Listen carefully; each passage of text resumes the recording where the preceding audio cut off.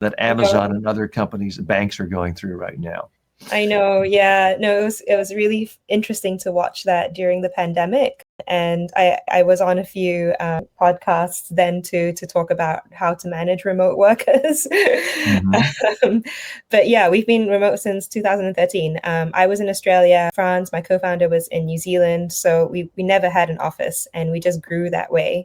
So we just hired the best people from around the world. And you mentioned your customers, young professionals need tech skills. Are they paying out of their own pocket? Or are you finding most of your growth through corporate accounts where a company will pay per head and people have unlimited access to your courses?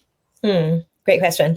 So when we first started by selling on Groupons, it was individuals looking to upskill. And then over the years, we noticed that corporates were purchasing our courses in bulk, like 10, 20, 50 licenses. And we started to build out an LMS, a learning management system, in 2015 to support And these. excuse me 1 minute. I have to switch to one thing we always do in this show, which is give our guests an opportunity to pitch, promote without questions, and to promote anything you want without questions. I got to take a second. I have to take my contact out. Something's happened to my contact.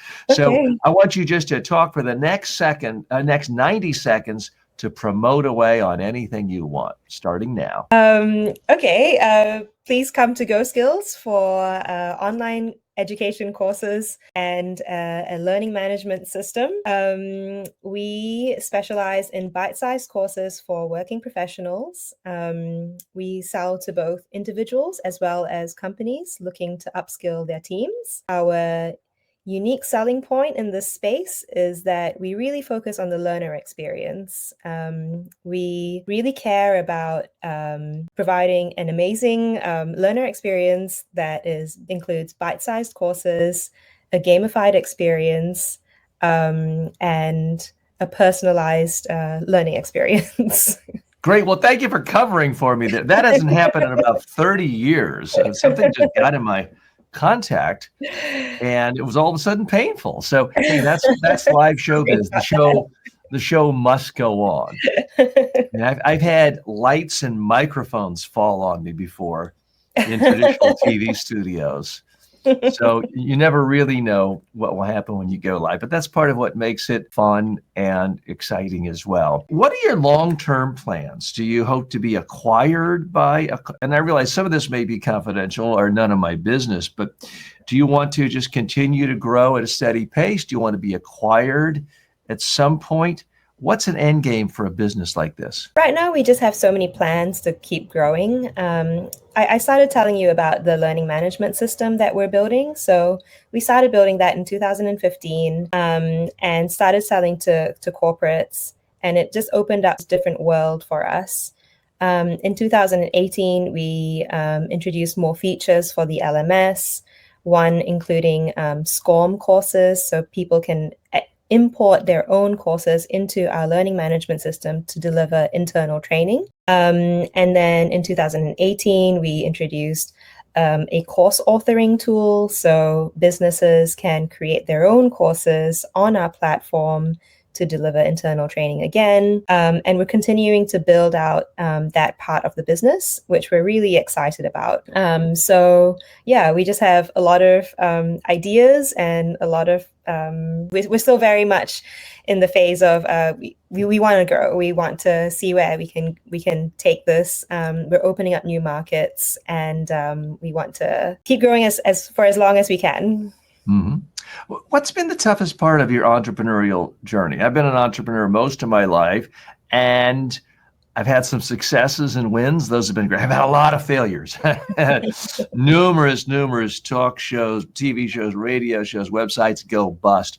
Was there ever a moment where you thought, wow, I don't know if I'm going to be able to keep the lights on this month? Were there downtimes, or has it been just steady, positive progress?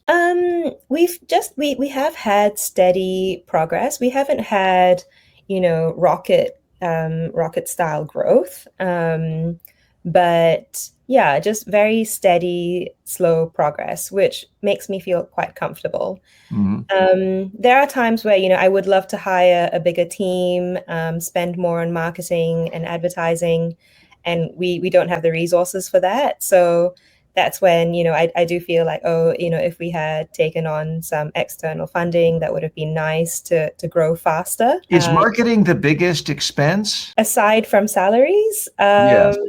Or salaries for people on marketing. I mean, my perception of the industry, a company like Udemy is, I don't know if it's 75 out of every $100, but a huge percentage of the money they spent was on advertising. Yeah. Which frankly, I mean, I'm on a lot of platforms, but that is a dominant platform. Yeah. And they spent a lot of money advertising me, and they would spend money. Presumably they spent $20 more for some ad, got a click. They gave me a couple dollars, but they still lost money on that particular sale. They were building market share, building a database. They could afford, I mean, they're still deficit spending. They could afford to because they had venture capital and now they have public markets. They're a publicly traded company, so they can get bonds and all sorts of additional revenue relatively cheaply. But as a private company, you don't do that. So I'm just curious, is that where the largest expense is outside just the overhead for an engineer? I think so. I think I think we do spend the most on marketing activities. And if I did have more to play with, that's where I would invest it.